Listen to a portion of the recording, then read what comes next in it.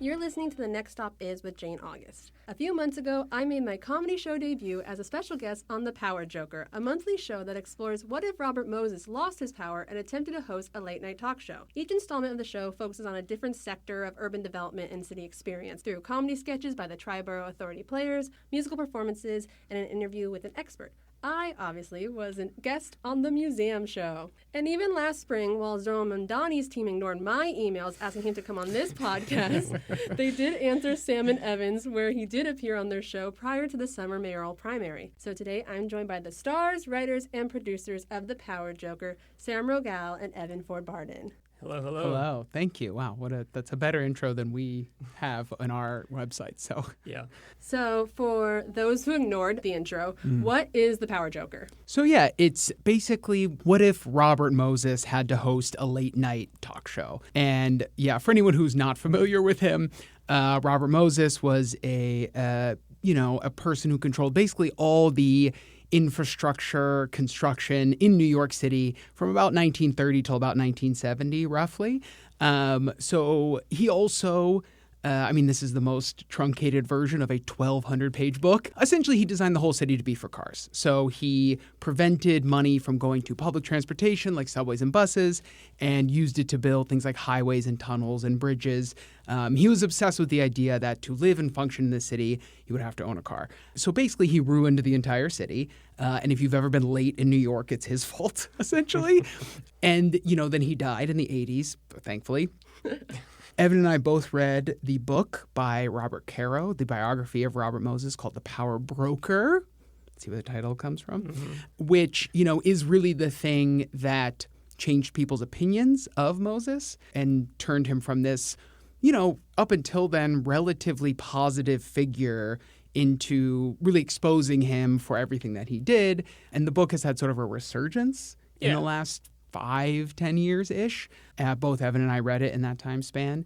And we thought it would be funny to have a show where he hosts it almost as like a karmic punishment for his crimes in life. And now in death, he has to host a show that is the antithesis of everything he believes in. Yeah, so while he is sort of this car-brained power maniac, he hosts a show where he is essentially entertaining everyone who would be against him. Yeah.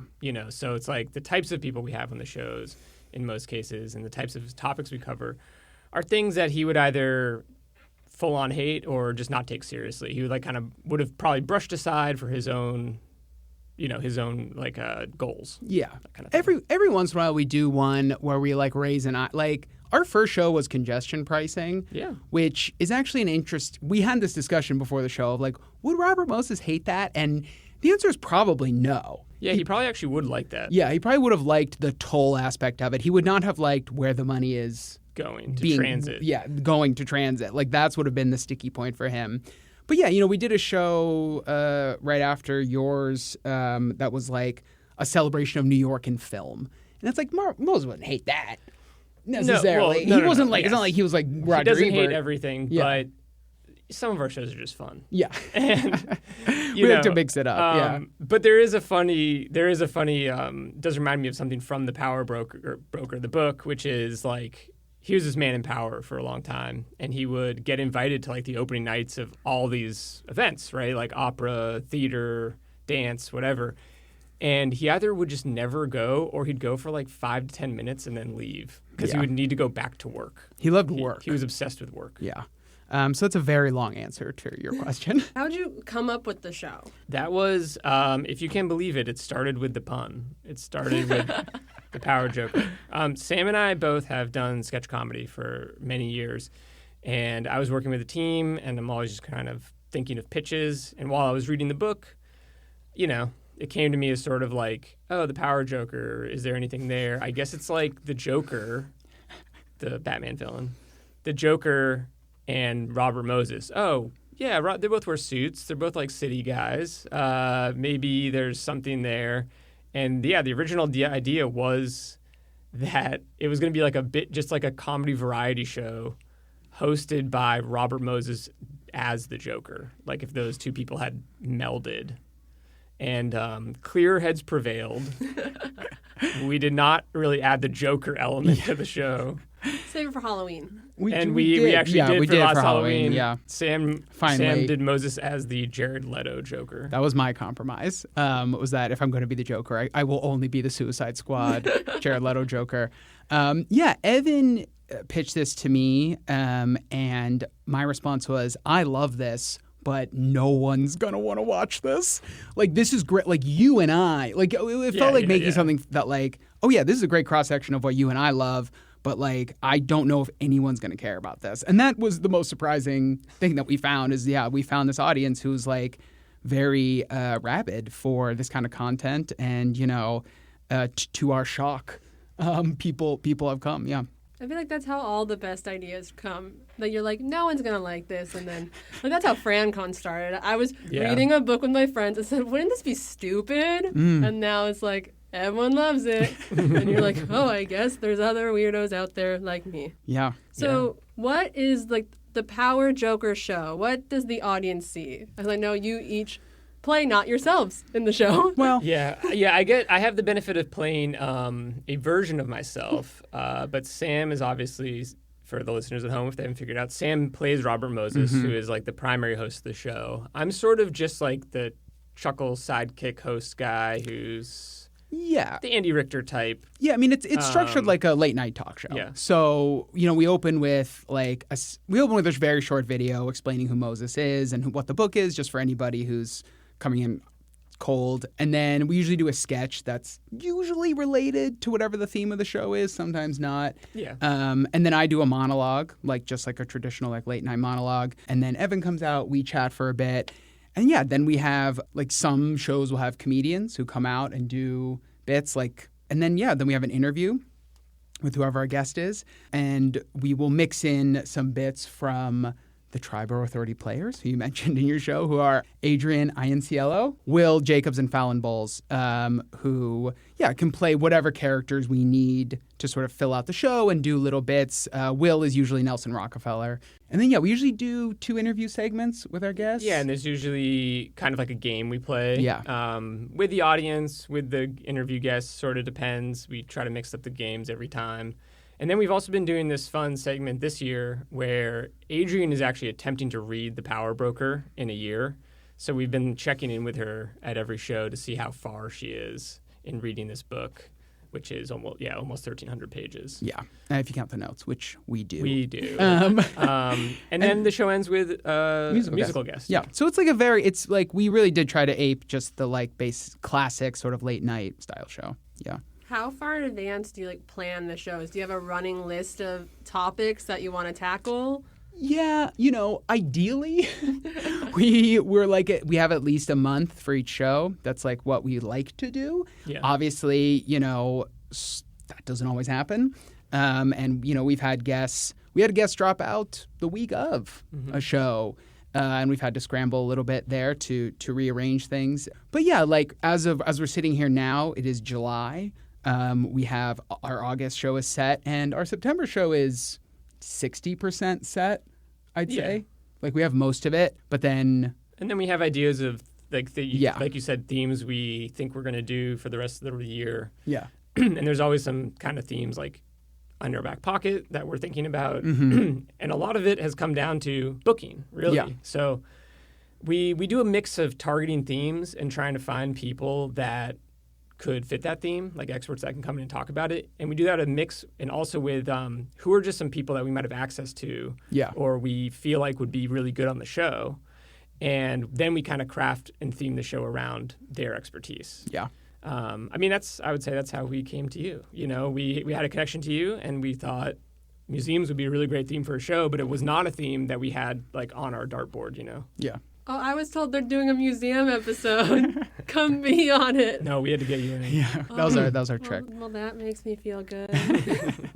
I was wanted. But so it's a little bit of a variety of ways. Yeah. But we have we started going monthly this year, so we've built a little bit more of a pipeline. Yeah. Because we have to be a little more on top of it, a little more prepared. Mm-hmm. What are some of your favorite topics and guests that you've had done? That's a good question. I mean, we did have Zohran on. Like, it's a little difficult to top him. We got to have, I mean, it is an outlier of a show, too, Yes. because everything we've told you up till now, we did not do for that show. Yes. We knew that we were going to get a obviously very hot candidate for Democratic primary, nominee on the show. This was, as you said earlier, it was May. It was like 4 weeks before the primary. Everybody was buzzing. And we knew he was fun. So we didn't do the talk show format at all. Yeah. We structured the whole thing as like a title fight debate between Moses and Mamdani. And so I was like the moderator, right? And asking questions to each side. And we had they each had sort of like a ring guy in their corner to like pat him down, give him water, things like that. Yeah. And we did that for about 45 minutes, which was the total time that he could be at the show. We were told we had an hour from like the moment he walks in the door until the moment he leaves it. Yeah. So we tried to like maximize. He did it. Yeah, He did and that's what he gave us. Yeah. He got there like 5 minutes was before the show. early. Yeah. He stuck around for some photos. It was great. Yeah. But then we had sort of a truncated, but we had a second half of a show to plan too, because we fill about 90 minutes. And we had a bunch of our friends who can all do different like celebrity impressions, basically. They came on mostly as various politicians, and we played match game with them, and that was just really fun. We gave away some prizes to audience members doing that. I just remember, it was the week of that show was very stressful, obviously, because like we wanted to have our ducks in a row for him, and also like we were very concerned he was going to drop out of our show. And it would have been totally reasonable for him to do that. I felt that way until the moment he walked in. So like we had planned an entire second show to do in case he didn't show up, which would have been really tough. And then I just remember like I was so stressed up until he walked in. Then I had like a moment of like, cool, he's here. And then I was like, oh, now we have to do the show. And I just remember after he left and we were like starting the second half, I was like, my brain is like so cooked. Like I was so happy that the second half of the show was just like 6 very capable comedians. I was like, they can do the heavy lifting in this section and I can like breathe for the first time in 8 days. Yeah. That's exactly what it was like. But also, so that was a great show, and we loved having him. I would add our first show, our very first guest, Charles Komanoff, who's a congestion pricing expert, who literally was like in the room when the current congestion pricing system was like devised for New York, even though it was not put into place until many years after that meeting. I believe he wrote the mathematical models that that essentially detailed maybe like how much area should it cover, how much should you charge, what hours should it be on, that kind of stuff. And he was a great guest, and also like I think that first show just like proving that this was gonna work, that like we could do this, that setting up that okay, this like outline we've made, this is gonna work, and this guy is like kicking it up a notch too. Yeah. So those are the One of the other shows that I really loved and just felt like a great mix of kind of everything in the show was last year in August we did a show about like historic landmarks, and so we had Greg Young from the Bowery Boys podcast came on, and he was sort of one of our experts, and then our other interview guest was Jen Tulloch from television Severance, and she's an actor of Screen and Stage, and they both just had this like great overlap of kind of love for New York history, love for certain landmarks. Like they both had their love of Stonewall in common and Sonny's Bar. This was the real thread that I was like excited about, is I knew from the podcast that Greg liked Sonny's Bar in Red Hook, and Jen had done an entire play about the history of Sonny's Bar. And so it was just this really nice like melding of two guests who did not know each other, who got along like super well on stage, and both like so entertaining. Like they were just really, they were really great on stage together. But our real favorite is the show you were on. That's so sweet. I was like, wow, you guys, I am funny. I can do it for other people too. Oh yeah, people are like, you were so funny. I'm like, I know. Yes, you were funny. Yeah, I didn't know it was your first time doing a comedy show. That's so. Yeah. Are there any topics that you've not covered yet that you're really hoping to sometime soon? Yeah, there are a bunch. The list is long. The list is long. I mean, off the top of my head, the topic we've like not covered since the start of the show, which is maybe surprising, is the MTA. Like, we have not really talked about trains. Yeah, more like yes and no. Like it comes up a lot. It comes up a lot, and many of our guests, like in our bike lane show, we talk a lot about the subway. It's like it's just so connected to everything. But yes, apparently the MTA is very stingy about sending representatives. And the story with that is we reached out to them to get literally like the person on their website who is like their outreach, like press outreach person. And we were like, yeah, we'd love to have him or anyone you want to send. And this woman was like, great, I can fire this up the chain. Like, let's hop on the phone. We did like a little interview with her. And she was like, okay, like, this is great. I'm going to like fire this up to my superiors. It's probably going to be like 3 or 4 days till you hear from us. And I think it was less than an hour later. They were like, we're not interested. So, that's one. That's one. But yeah, I mean, there's so much. Like, my job is I'm an ASL interpreter. And I've also worked with deafblind clients. And right now they're trying to get a bill passed in the state Senate to require the state to provide co-navigators for the deafblind in the city. So that's a show we've also discussed. We want to do a public radio show. We're trying to get that together. We're hoping that's one of our last 2 of this year. Fingers crossed. Mm-hmm. I mean, another one that has been long on the list and is now going to happen is Robert Caro, the author of The Power Broker, has one other subject that he's written about for the majority of his career, and that is President Lyndon B. Johnson. So for our next show, which is coming up fast, Sam will be retiring Robert Moses briefly for one night, and we will have a talk show hosted by LBJ. Yeah, and it's going to be like country music, Texas themed. That's the idea. It's very exciting. It's something we've talked about for a long time. Yeah, and it was like it's finally time to pull the trigger. We're hoping our audience like comes with us for the journey. It's not going to be like radically different. I'm just going to be Johnson instead of Moses, and instead of talking about a New York specific issue, we're going to be talking about voting rights. Yeah, because one of the huge pieces, maybe like the piece of landmark legislation from LBJ's presidency was the Voting Rights Act, which this year was largely gutted by the Supreme Court. So we're kind of like living through this unfortunate like echo of LBJ's history at this moment. Yeah. And so it's time for an LBJ show. And the other one, the real like white whale one come on. That like talk about it. We've been fighting. I want to talk about it every time we publicize the show because maybe it'll get to him. Obviously, we would love to have Robert Caro on the show. He is 89. He does live in New York. He's 90. He's 90 now? I think so. Happy birthday! Happy birthday, yeah.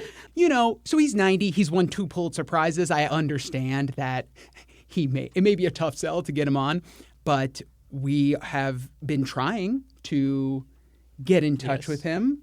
And, we feel like it's not...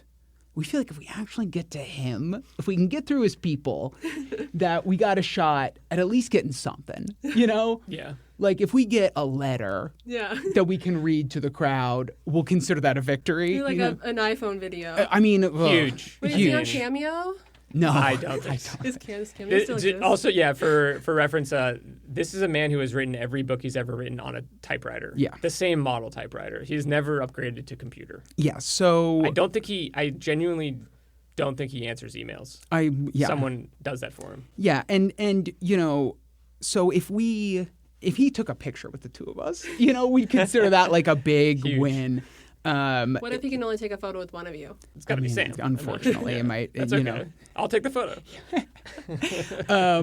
So yeah, that's kind of our white whale. We're hoping that we have him acknowledge the show in some way. Yeah. But that's our. Because part of it is part of the show in bits and pieces throughout the whole run is like a love letter to this book he wrote. Yeah. And it's like the work of this just very thorough biography that I think has taken, I'm speaking for myself, but I think this is true for a lot of people that have read that book. It's taken a lot of people who aren't necessarily interested in these things, not necessarily interested in Robert Moses, and he just does such a good job writing. Yeah. And keeping you interested in this very long book that you finish it, you feel like kind of motivated, invigorated by all these topics that are going on. You have this sudden disdain for this historical figure you never knew anything about, and you're like proud that you read a long book. I mean, so it's. I know that sounds silly, but like aside from his actual prose, which is like good, he's a great writer. Yeah. I think there's a lot of reasons why this book has like resurged in popularity and also was popular to begin with, won a Pulitzer Prize, has never gone away.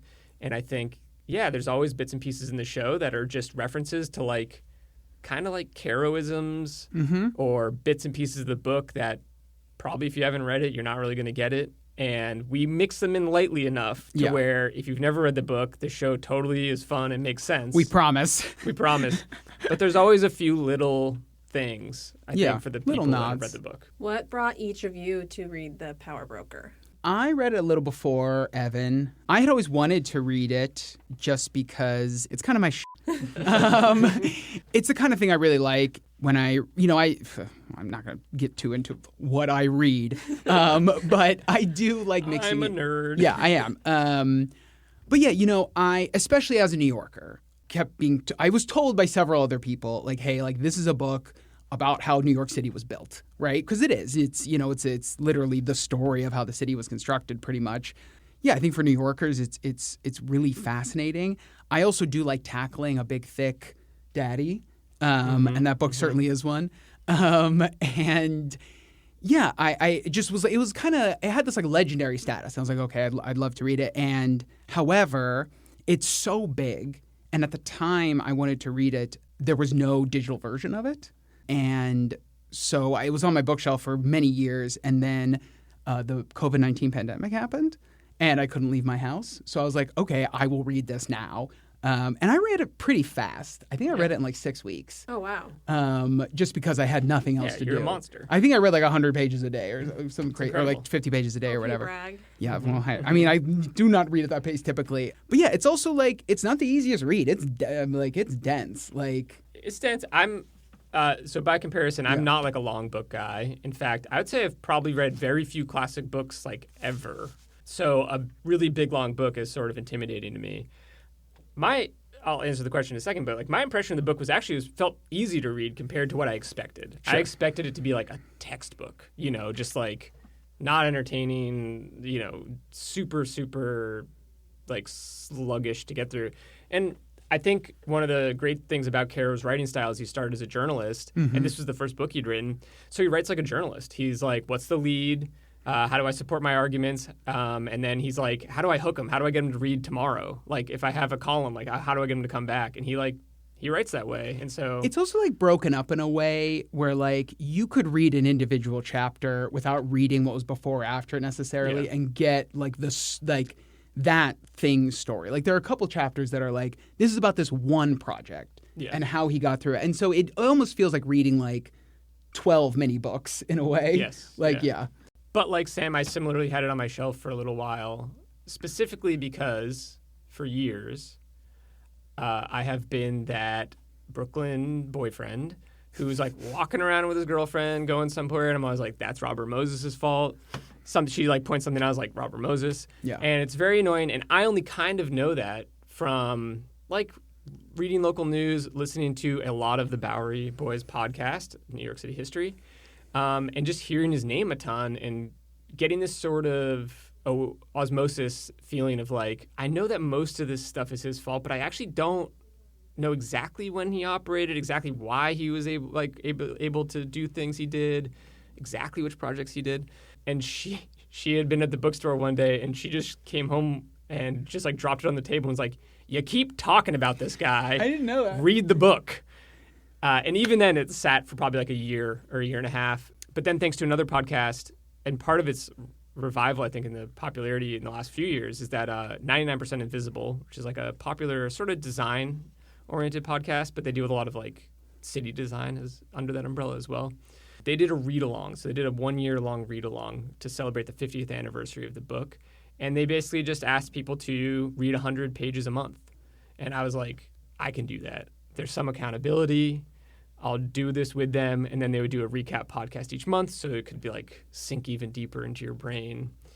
And that's what got me to do it finally. So you did it in a year? I did it. It ended up being about 10 months. Okay. I ended up reading a little bit ahead just because it was good. It's easier to read than you think. I agree with him. But yeah, it's not it's not a beach read. Like No. That's why you gotta cut it up. I know. I think I'm the only person who's ever cut up my copy of The Power Broker. I think it's a good I think move. definitely, yeah. Cutting it up is smart. And if I had done that, I would have read it a lot earlier because I was like reading mostly on the train. That's why I couldn't like bring it anywhere with me. But for anyone who's Power Broker curious, it is now available. It as is an now, ebook. yes. So if you want to hear the ebook, want to read the ebook, you can do that. It is also an audiobook. I believe it's a total runtime of 96 hours. We give away the book at the show a lot, so We have I think we've distributed at least 8 copies of the book at our show, maybe 10. Do you have them come back and tell you like if they read it? No. You nobody's should read put like a it. note Some in the back. people- and we've be like, definitely- call us when you finish. That's a good idea. That's a good- We that's should a do good that. I like that idea a lot. We've also definitely given it to people that have already read it, and they've like given it to a friend at the show. Yeah. Like they've like found a convert, Oh. And if all else, then you gave someone a weapon. Yeah, for That's real. true. It's a absolute brick. Yeah, when I went ahead and I made my video of me cutting up my Power Broker, someone's like, why? I was like, because I can't bring it on the train. Like, what do you mean you're not allowed to bring the book on the train? I was like, It's like bringing an atlas on the train. Like it's Annoyingly, I was the guy with the Power Broker on the train quite a bit that year. We're acting like this. Like we're talking about the soft cover version of this book. Yes. Yeah. Is like as big as a 8x11 piece of paper, and then like. Because usually if you think about a softcover book, it's like something you could hold in one hand. Yeah. Right? But that is Pretty not big. true of the softcover version of this it's like book. bigger than the Bible, right? Yeah. I don't know. Oh, I haven't for read sure. the Bible. Dwarfs the Bible. Same. I mean, I guess it depends on Which Bible? which Bible we're talking about. Yeah. But they illustrate that thing. It gets long fast. What if they put more pictures in the Power Broker? They should. There are some good There's some good There's some photos, good though. photos Add in there. more. I want picture book. Yeah, only you want like version. illustrations. Yeah. A comic book. They should make like how Yeah. they do that. Like Moby Dick has like a graphic novel. I mean, you guys aren't going to believe me, but I wish I had said it 2 weeks ago, Sam. One of my ideas to pitch is like we should do a graphic novel version of the Power Broker. Okay, have fun. I just think we know some talented illustrators. Yeah, you have a lot of time on there. And do they know how to draw bridges? I don't know. That's tough. Is drawing bridges like drawing horses? It's like a weirdly difficult thing for artists to do. I don't know. That's your next game. You can be like, draw a bridge. Draw a bridge. Draw a bridge. is good. We did play Pictionary once. We did pay Pictionary one time. It was pretty chaotic. Yeah. We could maybe structure that better next time. But the people had fun. Yeah, that's the key. Well, yeah, when I went, it's like the show's sold out, right? Most of the time now, your show is sold out. Did you expect to have this big of a like audience or reaction to the show? No. No, Not at all. I mean, I was like largely kind of putting that first show together and coordinating with the venue and marketing and all that kind of stuff. And I had a sense, thanks to the 99% Invisible read along, I was like, there's a lot of people in New York right now reading this book. And there was a active Discord for the podcast where a lot of people were talking about every episode of the show. Like, so I had like some idea that there were people that were into the book. I really had no idea if anyone wanted to watch comedy based on this subject matter at all. But it started to hit me a little bit when I initially was flyering for the show. Like the whole way we marketed the first show is I flyered outside of the New York Historical Society. And that year, in celebration with the 50th anniversary, they had this fairly large, they actually had 2 exhibits on Robert Caro and the Power Broker. New York Historical Society is the home of his archives. So today, and also once he is gone, they will have all of his notes. And they have a permanent exhibit kind of chronicling his start as a journalist, the Power Broker, the Lyndon Johnson books.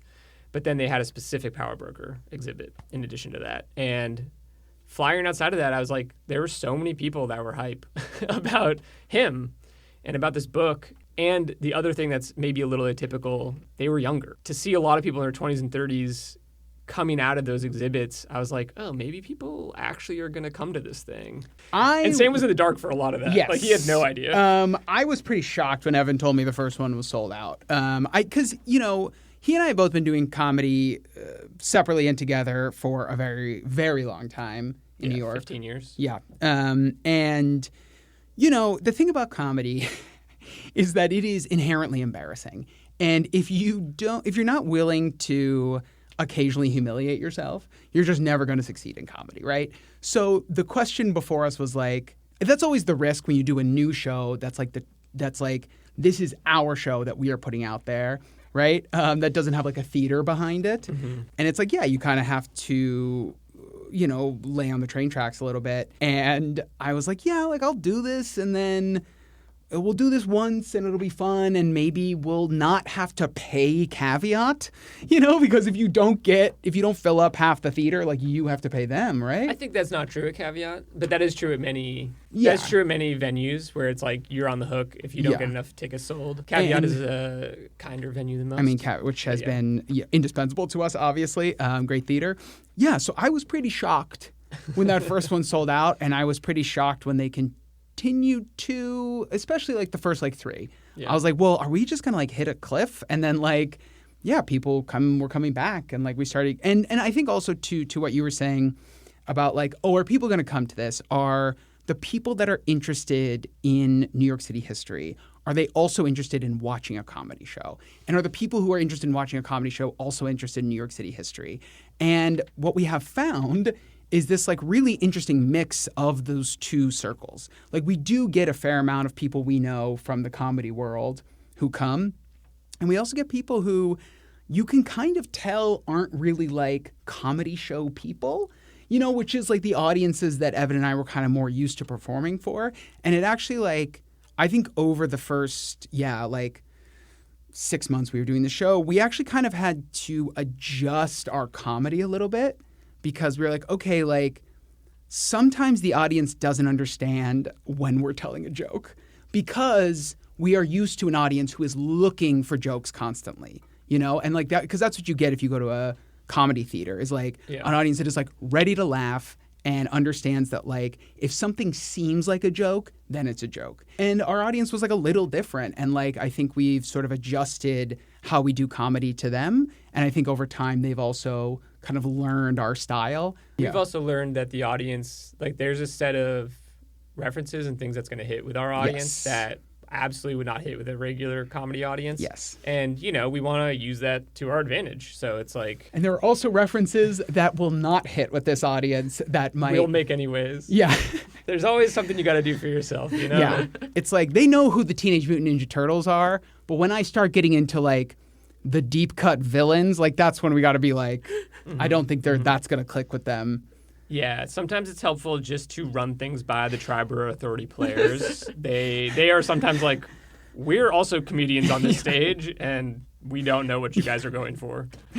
So, it's a good sanity check. We don't know who Baxter Stockman is, so maybe you should cut the Baxter Stockman joke. Yeah, and again, it's like I think it's also been really positive for us as comedians to learn how to adjust our style to a new audience too. Yeah. What did you feel like? How did the room feel when you were on the show? How did the room feel? I thought it felt good. I mean, I don't think I was really thinking much about that. I was like, what am I gonna say? Will they understand me? I'm like, am I being too like bitchy about some of these places? Like. Because everywhere else, I'm usually, like, very good. I'm like, yeah, I'm not saying anything that's, like, slightly bad and everything. I'm just like, on my close friend's store, I'm like, don't go to this. No, they love it. That's what our audience loves. They want the... I think they're a very well-informed group of people who, I think, like all of us, they like feeling on the inside of something. Mm-hmm. And I think, to some degree, that's our show. But to a much larger degree, depending on the theme, we tap into, like, these different, like, super... small communities of people. Like we get a lot of people from the broader urbanist kind of community, I would say, in New York. And I think I think from engaging with that stuff myself, it's like, it feels good to feel like you see things that other people don't see, right? Like I can walk through New York and I can see like why traffic's bad. Or I don't mean me literally, but like some of these people, or there's a lot of people that work in housing actually that have come to our show. Yeah. And it's like teachers. They know stuff about the education system or about like why something gets built somewhere that like I have no idea about. And this audience, I think it's like, they latch onto stuff, and I think that is a real appeal of kind of like the show is that we're gonna try to give them stuff at every show. I think we're also delivering.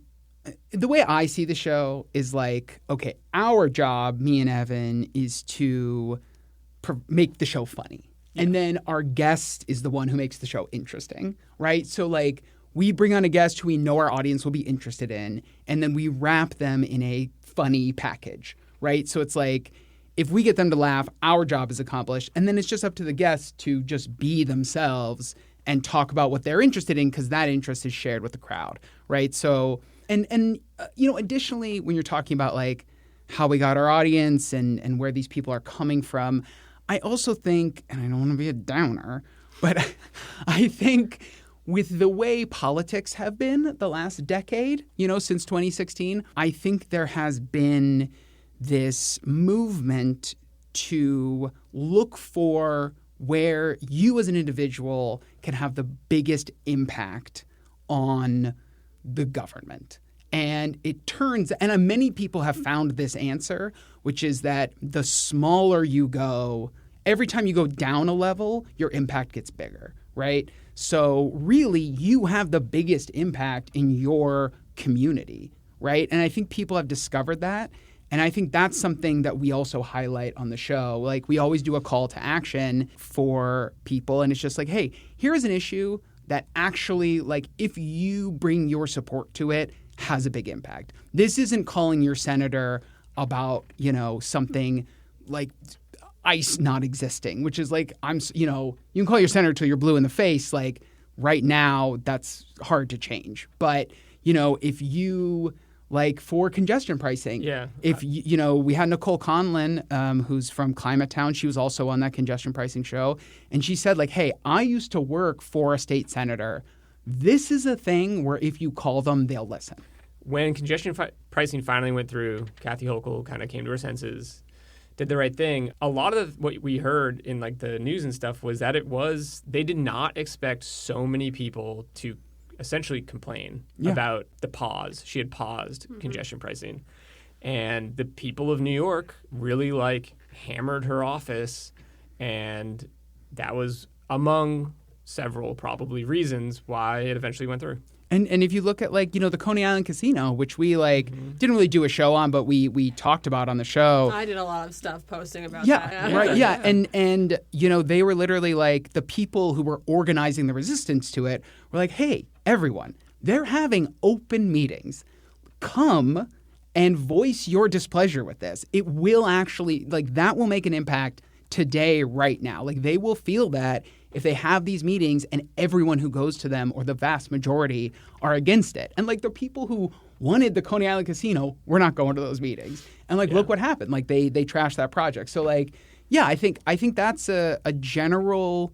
I think people have raised their political awareness up a few levels recently, and I think so. Like we try to cater to that as well, somewhat. Because you're using your show as a real like civic engagement. Yeah. Like, did you expect that when you started the show, that's kind of part of what it would be? Yeah, I think so. A little. Not initially. Obviously, like I said, when I first thought of the show, it was the Joker.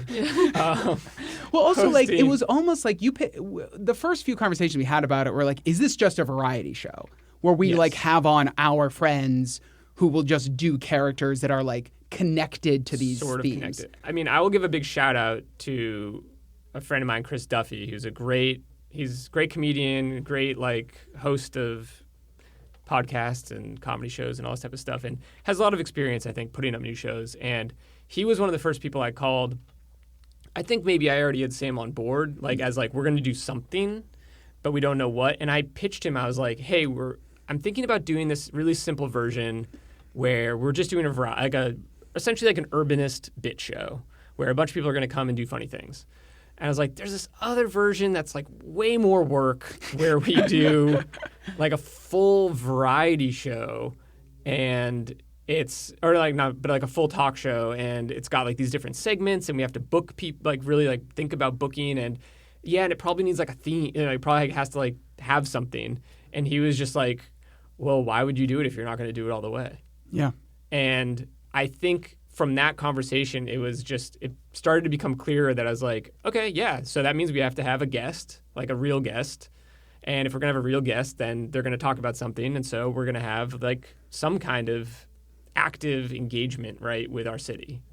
Yeah, and I think we try. I mean, I don't know if we're even conscious. I haven't ever said this out loud to you, but I think it's something Look out, everybody, look out. I think it's something that is inherent. I think it's so inherently true we haven't bothered talking about it, which is like we don't really say our personal opinions about any of this stuff on the show.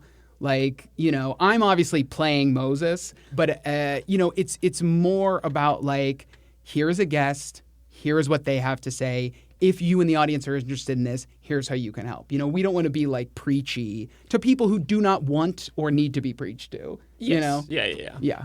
Our bookings say our opinions, I guess, to some degree. To some degree, yeah. Like the show before the one I was on, when like your screen's like, next show, the theme's museums. I did get a DM from someone be like, are you on this show? Before it was even announced. Like they're just like, if not, why don't they have you? And I was like, oh, like they really are locked in your audience. Yeah. Knowing what's going on. I mean, you must feel this to some extent going to visit all these museums, right? Like you're going to visit a lot of small places too that could like really use some foot traffic. Has that felt like a part of your, mission as well? It has, because when I started doing my museum project, it was in February of 21. Mm-hmm. So basically a lot of the city was still shut down. And so as museums were slowly reopening, and so I found out like sometimes they'd start reaching out and be like, hey, we're reopening. Can you come visit? And there's times all the time that people are like, I didn't know this place existed. I didn't know that existed. There's places that I didn't know exist. And I just emailed someone hoping they'd say, yeah, we're still real. Yeah. But it is like that. And it's heartwarming knowing that you are making even like a small difference in the community. I mean, it's something. Hey, it's a place to go hang out on Saturday nights. I mean, like, no, you think about like what is our minimum thing? We're comedians, right? So it's like at the minimum, it's like people came, there was a thing, they might have learned something a little bit, or they at least like reinforced something they feel passionate about, and they got to laugh and see some friends and hang out. Yeah, and that's good in the world. And and like I said, like going back to like our audience and like getting used to them, like as people who are heavy comedic backgrounds. When you go to a comedy show, you never want there to be like more than 60 seconds without a laugh. And even that's crazy. I struggled our first couple of shows during the interviews because like, we were, congestion pricing. And then our second show was accessibility, which is like a heavy topic. Our show after that was tenant rights, which is another like kind of heavy topic. And these interviews were not hilarious, and these people like, especially I remember that accessibility show, like, yeah, it's really tough being disabled. This city is not built for disabled people, and that's not exactly like a laugh a minute kind of thing.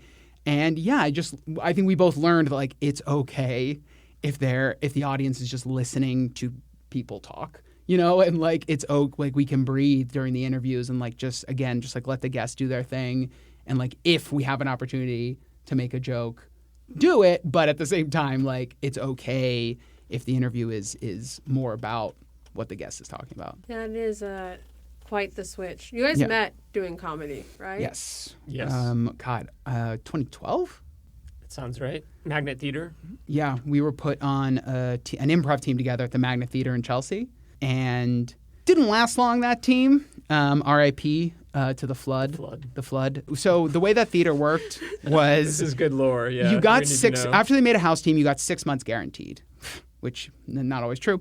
So Sam had the distinct pleasure of being on a couple of I was on a 3-month team. 1 3-month team. But, things worked out for me in the long run. So we were put on this team together, and we were told we were cut in our first session. We did not get a renewal. Within our first 6 months. Within our first 6 months. So we had like 4 shows that we knew after we were told we got cut. And those were the 4 best shows we were did. Great. Once we knew that there was nothing to lose, we really... But yeah, then... We collaborated for many years through another organization called Story Pirates. Yes, it was a children's theater group here in the city. Still exists. They do a very popular podcast now that I write for occasionally. So we were connected there. And also we just like both stayed around the theater and are friends too. I think he and I... and we do. Yeah, we've been doing an improv show on Friday nights. Friday night show too. Many years as well. You've been on Friday night show at least 6 years, something like that. Yeah. So we perform together a lot. I think Evan and I complement each other very well. We are sort of a classic like big loud guy little quiet guy kind of a deal. Yeah, I don't. I hope you don't take that as an insult. No. That's a much kinder description than I get sometimes. And I think like it's one of those easy things where like there's nothing easier than doing comedy with someone whose strengths and weaknesses are the inverse of yours, kind of. And yeah, I think it makes, especially like just bantering on stage in Power Joker, where like, yeah, I'm playing a character who's like even more bombastic than I am in real life somehow. And yeah, just to have Evan to play off of, and like it's so easy to comedically work together. It's really easy for me on the show because my general philosophy is let Sam cook. I'm just there to keep the guardrails on. Which is, yeah, that's what I need. But also just like, you can't do something like this without working with someone who you like trust. And like, again, like I said, comedy is inherently embarrassing. Like, so every time you write something and bring it to the group to be like, can this be our sketch? Here are my monologue jokes, whatever. Like, that's a vulnerable thing to do. And I've definitely been in rooms that like did not feel good to do that in. But yeah, we found like the two of us and the Triborough 30 players who are so helpful to shaping the show. It's like we all trust each other and we're all comfortable bringing stuff to each other. And like that's what makes the comedy part of the show kind of sing.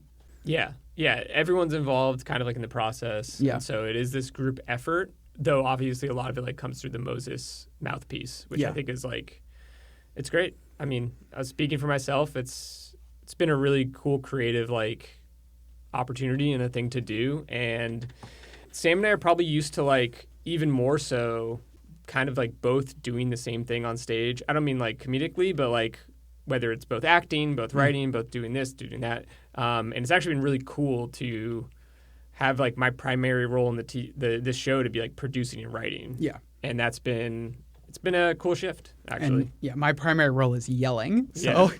Well, it's, you can remind me of something, Sam. I know you've done like literally one-person shows. Yeah. But a lot of what you've done, you are part of a team. Yeah. And this is a show that I think highlights Sam in such a great way as a performer that like it's really his show. And I think that that's like such a awesome thing to get to like watch your friend do a show where they're having fun and they're killing it. Yes. I had a friend who came to see the show, a very old friend of mine, who later was a guest, Griffin Newman, who afterwards said, I can't believe you found a show that plays to all of your strengths. It's very sweet. It's very nice of him to say. And he's known me forever. He saw me do improv when I was 12 years old. So, like, I take that as both a compliment and a compliment to the show. Like, it's just that, yeah, like this is, it's been so exciting because it is like, yeah, this is what I love to do.